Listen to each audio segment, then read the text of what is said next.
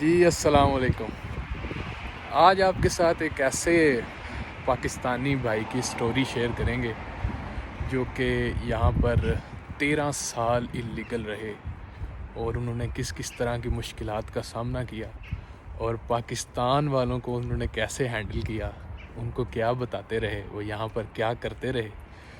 تو یقین کریں جب وہ سٹوری ان کی میں نے سنی تو میری آنکھوں میں آنسو آ گئے تھے کہ ایک مرد یا ایک بیٹا، ایک ہسبینڈ، ایک بھائی اپنے گھر والوں کے لیے کیا کچھ کرتا ہے اور کیا کچھ وہ یہاں پر سہتا ہے، اور اس کے باوجود بھی وہ شکوہ نہیں کرتا اور ان کو یہ ہنستا ہوا چہرہ دکھاتا ہے کہ میرے سے زیادہ خوش بندہ کوئی نہیں، میرے سے زیادہ کامیاب کوئی نہیں۔ تو میں آپ کو اس بارے میں تھوڑا سا انفارم کرتا ہوں جو میں نے سنا ہے۔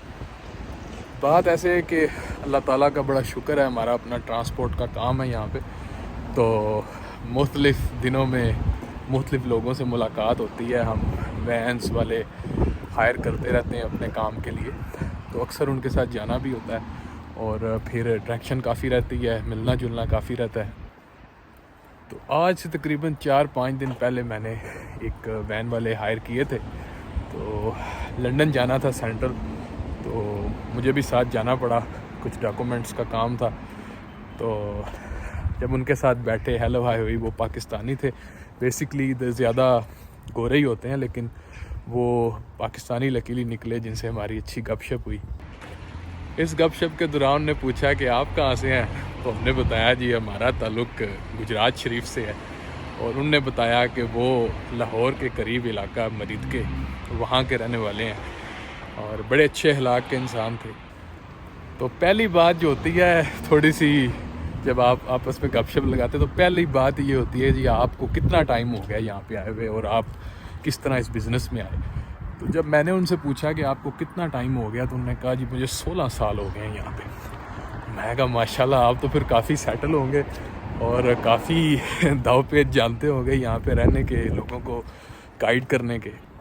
اور پھر میں نے پوچھا کہ آپ کی شادی ہو چکی ہے، کتنے بچے ہیں، کیا کرتے ہیں سب، تو انہوں نے بتایا جی پھر انہوں نے اپنی وہ ایک دکھی داستان شروع کی۔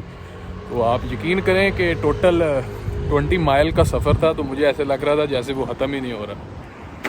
انہوں نے بتایا کہ میں ایک نارمل سے بیک گراؤنڈ سے ہوں، تو میرے ایک والد صاحب کے دوست تھے جو کہ یو کے میں رہتے تھے، اور انہوں نے ایک دفعہ پاکستان آئے تو انہوں نے والد صاحب سے ایک خواہش کا اظہار کیا کہ ان کی بیٹی تھی یہاں پہ، وہ چاہتے تھے کہ ان کا رشتہ ہو جائے، انہیں میں پسند آ گیا۔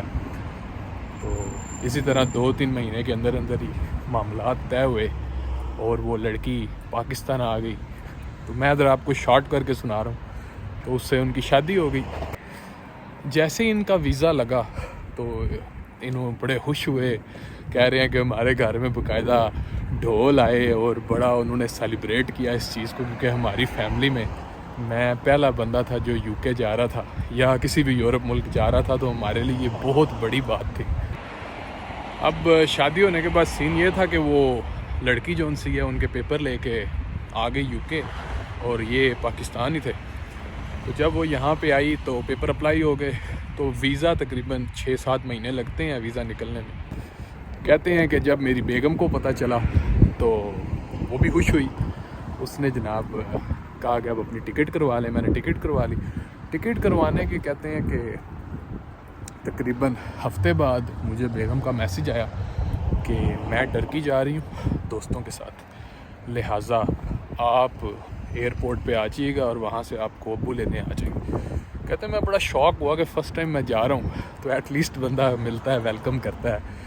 تو بہرحال میں نے کہا کوئی نہیں، بات خیر ہی ہے، وہاں چل کے دیکھتے ہیں۔ کہتے ہیں خیر ہم انگلینڈ پہنچ جائے، گھر آئے ان کے، تو میری بیگم یہاں نہیں تھی، وہ ٹرکی گئی ہوئی تھی۔ وہ میرے آنے کے تقریباً 2 ہفتے بعد وہ ہالیڈیز اپنی کمپلیٹ کر کے واپس آئی اور گھر آئی، ملی، بیٹھے۔ تو اگلے دن مارننگ میں میں ابھی سویا ہی ہوا تھا اور وہ ریڈی شیڈی میک اپ کر کے اور نکل گئی باہر۔ کہتے ہیں میں بہت زیادہ حیران ہوا کہ کس طرح مطلب کہ چھوڑ کے مجھے نکل گئی ہے، کوئی हेलो हाय नहीं, कोई सलाम दुआ नहीं। तो कहते हैं कि ये सिलसिला जो उनसा ये तकरीबन 2-3 हफ्ते लगातार ऐसे ही चलता रहा। मैं नया नया आया था, मुझे कुछ नहीं पता था क्या करना है यहाँ पे। उनके वालिद साहब मेरी हेल्प कर रहे थे डॉक्यूमेंटेशन में, जो पासपोर्ट भेजने अपना पासपोर्ट सेंड करना था होम ऑफिस वगैरह को सबको। तो कह रहे हैं एक दिन क्या हुआ कि मैं वैसे ही अपना बाहर निकला, तो मैंने कहा चले थोड़ा देख के तो आए बाहर है क्या। कहते हैं बाहर गया तो मैंने अपनी बेगम को एक लड़के के साथ देखा। तो ज़ाहिर ही जैसे हम पाकिस्तानी भी और एज अ मुस्लिम भी हमारी गैरत जाग गई वहाँ पे। फिर कहते हैं कि मेरी अक्ल ने काम किया कि मैंने वहाँ पे कोई ऐसा हंगामा नहीं किया। मैं घर आ गया, तो घर आके जब बेगम घर आई तो मैंने उससे बात की। तो उसने मुझे कहा कि खबरदार तुमने इस बारे में दोबारा मेरे से बात की। उन्होंने कहा कि अगर तुमने ये बात दोबारा की तो मैं पुलिस कॉल कर दूंगी, क्योंकि वो मेरे फ्रेंड हैं और तुम मुझे उनसे मिलने से नहीं रोक सकते। कहते हैं कि मैं इतना सख्त परेशान, मुझे समझ ना आए कि मैं इस मामले को कैसे हैंडल करूं, क्योंकि मैंने कभी सोचा ही नहीं था, मेरे वहम व गुमान में भी नहीं था कि ऐसे भी हो सकता है यहाँ पर। तो कह रहे हैं बहरहाल मैं बहुत ज़्यादा परेशान था, कुछ समझ नहीं आ रही थी किस तरह इस चीज़ को हैंडल करूं। मैंने ऐसा किया कि मैंने उनके वालिद साहब से बात की। तो उनके वालिद साहब ने कहा बेटा कोई मसला नहीं, मैं उससे बात करता हूँ, तो हम बैठ के बात कर लेते हैं। खैर परिया पड़ गई, बैठ गए, उनके रिलेटिव भी आ गए, मैं भी था, तो मेरी बेगम भी बैठ गई आके। जब मेरी बेगम से मेरे ससुर जी ने पूछा कि हाँ ये बात ठीक है, तो उसने कहा बिल्कुल ठीक है। तो उसने कहा कि ये तुम्हारा हस्बैंड है, ये तो तुम इसके साथ गलत कर रही हो। तो उसने अपने वालिद को कहा कि आप कौन होते हैं मेरे मामले में बोलने वाले, ये मेरा मामला है और मुझे पता है मैंने अपनी लाइफ कैसे जीनी है, आप मुझे जीने का तरीका ना सिखाएं। और इसके बाद उसने अपने वालिद को भी धमकी दी कि अगर आपने इसके बाद मुझे रोका या मुझे स्ट्रेस दिया तो मैं पुलिस कॉल कर दूंगी। इसके बाद फिर मैं किसी चीज़ की रिस्पॉन्सिबल नहीं हूँ। ये कह के वो उठ के चली गई और उसने कमरे का दरवाज़ा बंद कर लिया। खैर मैं भी उठ के चला गया। अगला दिन हुआ, मैं बाहर निकला तो मैंने फिर उसी को लड़के के साथ देखा। वो घर आई तो मेरी गैरत जो सी है वो अपने पीक पर थी और मैं फिर उसके साथ आप यही समझे कि हाथ उठा दिया। बिल्कुल नहीं पता था कि यहाँ पे हाथ उठाना इतना बड़ा जुर्म है। कहते मैंने जैसे ही हाथ उठाया उसको लगी और उसने फिर पुलिस को कॉल कर दी। फिर पुलिस थी, हम थे और जेल थी। तकरीबन 5 मिनट के अंदर पुलिस पहुंच चुकी थी और वो नीचे गिरी हुई थी, रो रही थी। पुलिस ने मुझे पकड़ा और साथ ले गए, इन्वेस्टिगेशन शुरू कर दी गई। फिर जो मेरा पासपोर्ट गया हुआ था home office visa BRP card बनने के लिए, वो भी वापस आ गया। उन्होंने मेरा वीज़ा रिजेक्ट कर दिया। लड़की ने अपनी डिवोर्स अप्लाई कर दी।